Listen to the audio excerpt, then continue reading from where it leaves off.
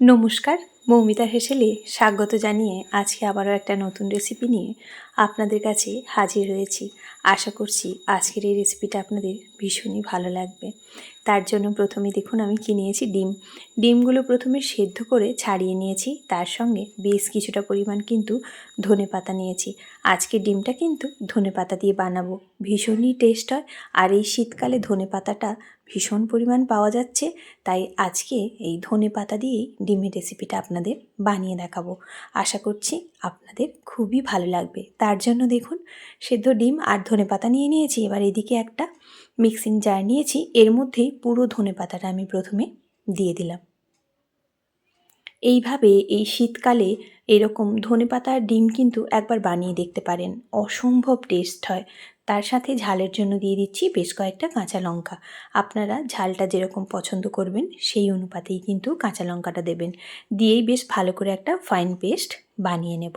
এদিকে গ্যাসের মধ্যে একটা কড়াই বসিয়ে দিয়েছি। কড়াইটা বেশ ভালো করে গরম হয়ে গেলে অ্যাড করছি এর মধ্যে সর্ষের তেল। আপনারা চাইলে সাদা তেলও ব্যবহার করতে পারেন। ওপর থেকে দিয়ে দিলাম লবণ, দিয়ে দিলাম একটুখানি হলুদের গুঁড়ো। এবারে আগের থেকে সেদ্ধ করে রাখা ডিমগুলো একে একে সব দিয়ে দেবো।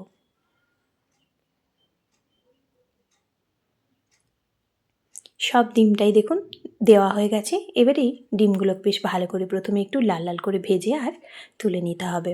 এখানে বলে রাখি, আজকে আমার চ্যানেল যারা নতুন ভিজিট করছেন, যদি আমার এই রান্নাটা ভালো লাগে তাহলে বলবো একটা লাইক, কমেন্ট আর শেয়ার, সাবস্ক্রাইব করে প্লিজ পাশে থাকবেন, যাতে করে নিত্য নতুন যখনই কোনো রেসিপি আমি পোস্ট করব আপনাদের কাছেই সবার প্রথম চলে যাবে। ডিমগুলো আমার সব ভাজা হয়ে গেছে, সব আমি তুলে নিলাম। ওই একই তেলের মধ্যে গোটা গরম মশলা দিলাম, একটা এলাচ, দারুচিনি আর লবঙ্গ দিয়ে প্রথমে একটু সুন্দর করে ভেজে নিচ্ছি। তারপরে এখানে অ্যাড করছি দেখুন কিছুটা পেঁয়াজ গ্রেট করে দিয়ে দিয়েছি। এখানে কিন্তু আমি পেঁয়াজ বাটিনি, পেঁয়াজটা গ্রেট করে দিয়েছি।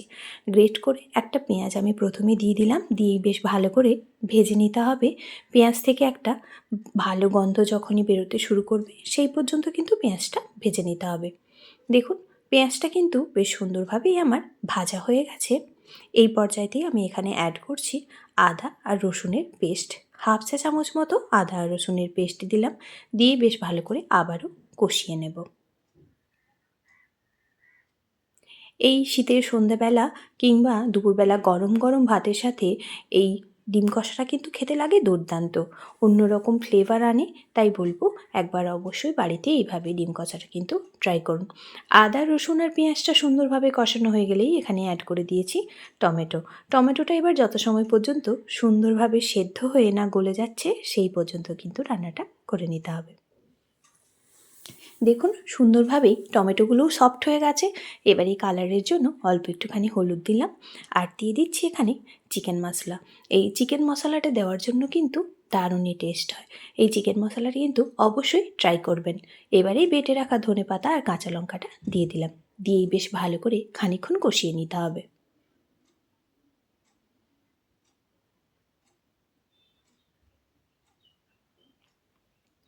দেখুন মশলাটা কিন্তু এইভাবে আমার কষানো প্রায় হয়ে এসছে। ঠিক এইভাবেই মশলাটা কষিয়ে নিতে হবে একটু সময় নিয়ে।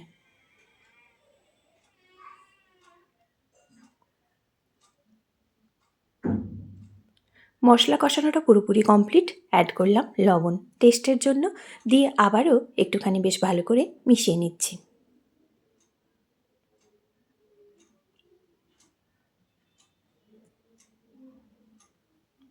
পুরোপুরি মশলাটা কষানো হয়ে গেলেই ওপর থেকে এবারে দিয়ে দিলাম ভেজে রাখা ডিমগুলো, দিয়ে আবারও বেশ ভালো করে ডিমের সাথে মশলাটা মিশিয়ে নেব। এই ধনেপাতা ডিমটা খেতে কিন্তু দুর্দান্ত লাগে। একবার অবশ্যই বাড়িতে বানাবেন আর আমার কমেন্ট বক্সে জানিয়ে যাবেন আপনাদের কেমন লাগলো। যদি ভালো লাগে তাহলে অবশ্যই কিন্তু একটা লাইক করতে কোনোভাবেই ভুলবেন না।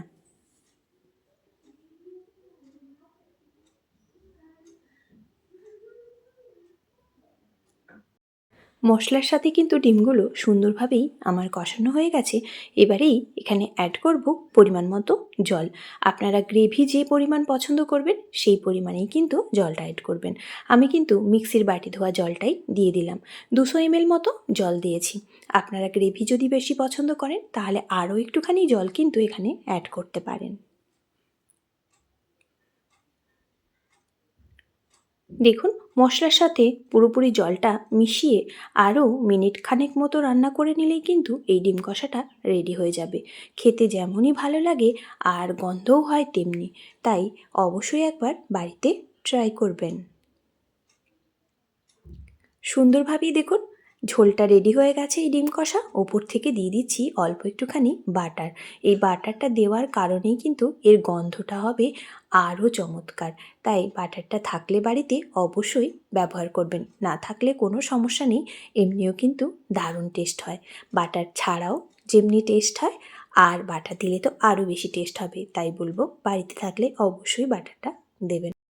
এবারেই দেখুন কতটা সুন্দর হয়েছিল এই ধনেপাতা ডিম কষাটা। যতটা সুন্দর হয়েছে খেতেও হয়েছিল কিন্তু দুর্দান্ত। দেখেই বুঝতে পারছেন যে কেমন হয়েছিল।